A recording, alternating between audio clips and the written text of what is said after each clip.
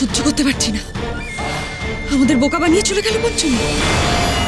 একের পর এক চালাকি করে যাচ্ছে আর আমরা কিচ্ছু করতে পারছি না। কর্তামা, তোমার তো এত বুদ্ধি, তুমি কিছু করতে পারছো না? পঞ্চমী যেভাবে এগোচ্ছে শেষ পর্যন্ত সত্যি না বেট আটকে দেয়। না না, কিছুতেই সেটা হতে দেওয়া যাবে না। আমাদের আরো বেশি সতর্ক থাকতে হবে। এরপরে গায়ে হলুদ, সেখানে যেন কোনোভাবে কোনো ভুল না হয়। সাবধান চিত্রা, সাবধান।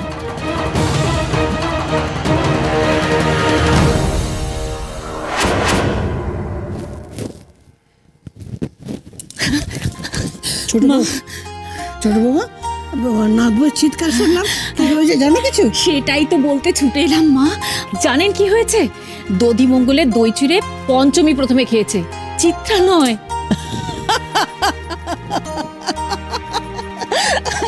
ঠাকমা,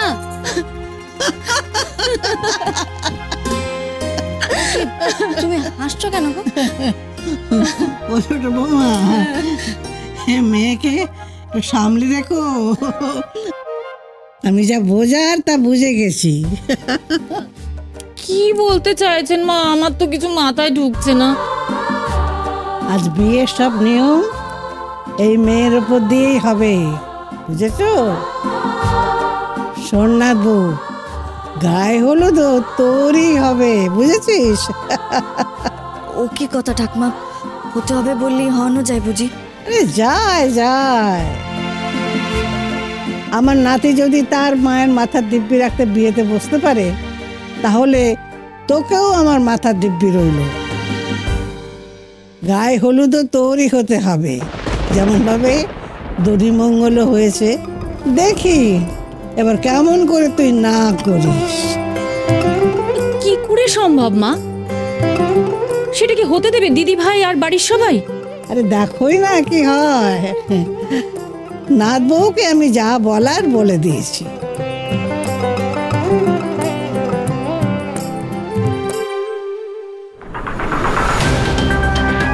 পঞ্চমী আমাকে কোণঠাসা করতে একেবারে একা করে দিতে চাইছে, যাতে বিয়েতে বিপদ ঘটানোর সময় আমি কারো সাহায্য না পাই। কিন্তু সাপেরা গেল কোথায়? ওদের যদি খুঁজে না পাই তাহলে চিত্রা বিয়েতে ব্যস্ত থাকবে আর আমি এদিকে একা হয়ে।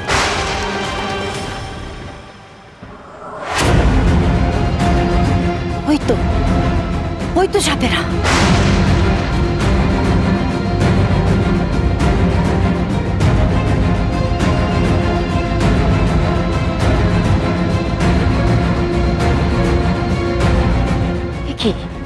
সবাই ঘুমোচ্ছে। নাগনাগিনীরা জাগো, এখন কি তোমাদের ঘুমানোর সময়? তোমরা এখানে এসেছো পঞ্চমীকে চোখে চোখে রাখতে। নাগনাগিনীরা জাগো, জাগো বলছি। ঘুমের ওষুধ মেশানো দুধ কলাকে ঘুমিয়ে পড়েছে। রাতের আগে জাগার কোনো প্রশ্নই নেই, তাই বিয়ের আচার অনুষ্ঠানে ওদের পাওয়া যাবে। কি করবো এবার? এদের সবাইকে সরিয়ে পঞ্চমী মনে মনে মত পাচ্ছে কে জানে।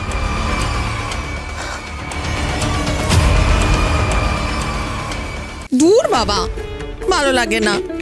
যেটাই না দেখবো সেটাতেই গন্ডগোল। এই আদ্রিজা, কি খুঁজছো ওখানে? খাটের কোনায় কি খুঁজছো তুমি? ও জেঠিমণি শোনো না।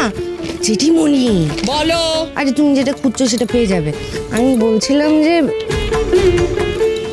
পঞ্চমী মেয়েটা যে বেশ চালাক, সেটা তুমি নিশ্চয়ই এতদিনে বুঝে গেছো, তাই না? ওই দধিমঙ্গলের দই চিড়েটাও নিশ্চয়ই জেনেই মুখে দিয়েছে, না জেনে কিছু করেনি।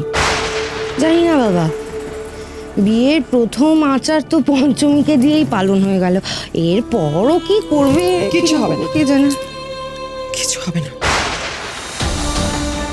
আমি আর কোনো রকম অনর্থ হতে দেব না। পঞ্চমীর এই বাড়িতে মেয়াদ বিয়ে পর্যন্ত। শোনো, বিয়ের বাকি আচারের সময় তুমি আর নিধি মিলে ওর উপর কড়া নজর রাখবে, বুঝেছো? এখন খোঁজো। জানিস তো, ঈশ্বর যে কখন কিসের মধ্যে দিয়ে কি কি ইঙ্গিত দেন সেটা তিনিই জানেন।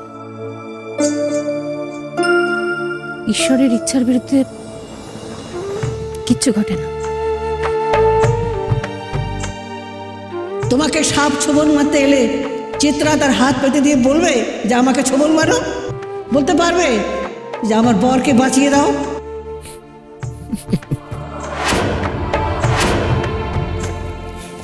এই কেজল, হাসিস কেন রে? বুঝতে পেরেছি, বুঝেছি আমি। আসলে পঞ্চমী যে দই চিড়ে খেয়েছে না, সেটা নিয়ে আমরা আলোচনা করছি, সেটা শুনে ওর হাসি পাচ্ছে। ওর বাবা, সবসময় ভুল বোঝো তুমি। আমি হাসছি এটা ভেবে যে পঞ্চমী দই চিড়েটা খেলো কেন। তুমি কি সেটা একবার ভেবে দেখেছো? না, ভাববার সময় আমার নেই। তুই ভেবে নে, তুই যদি এই বিয়েতে কোনোভাবে বেঁকে বসিস তাহলে কিন্তু আমি নিজেকে শেষ করে দেব। তোকে আমি যা বলেছিলাম তার কিন্তু একদম নড়চড় হবে না। আমার চেয়ে তুই তো জানিস কিঞ্জল, তোর কোনো সর্বনাশ দেখাচ্ছে আমার মরে যাওয়া ভালো। মা, বড় বৌদি চলো, হলুদ কোটা শুরু করতে হবে তো। হ্যাঁ হ্যাঁ জানি, কিন্তু দেখ না, আমি না ওই ধুতি আর গামছাটা কোথায় রেখেছি খুঁজেই পাচ্ছি না। আরে অন্য কোনো ঘরে রেখে এসছি নাকি, একটু খোঁজ না গিয়ে? জানা তোরা কোথায় সব ঘরগুলো দেখ একবার।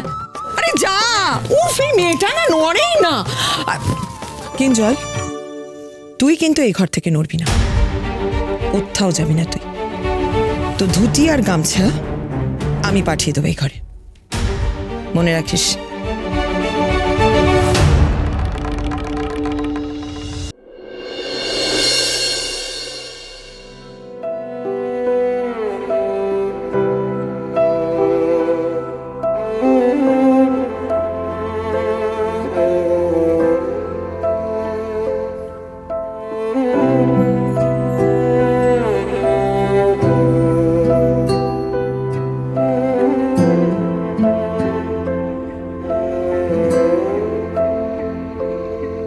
पास आए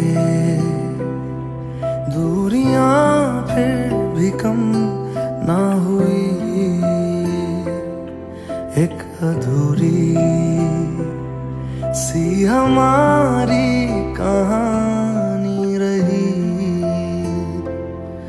आसमां को जमीन ये जरूरी नहीं, जा मिले जा मिले। इश्क सच्चा वही जिसको मिलती नहीं मंजिलें मंजिलें। रंग थे नूर था जब करीब तू था, एक जन्नत सा था ये जहां। वक्त की रेत पे कुछ मेरे नाम सा लिख के छोड़ गया, तू कहाँ?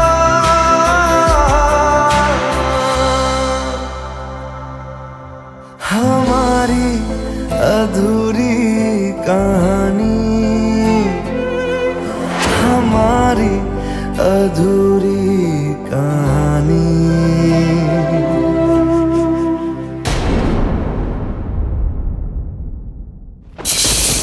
রসুন তেলের গন্ধে শরীরখানা কেমন আনচান করছে।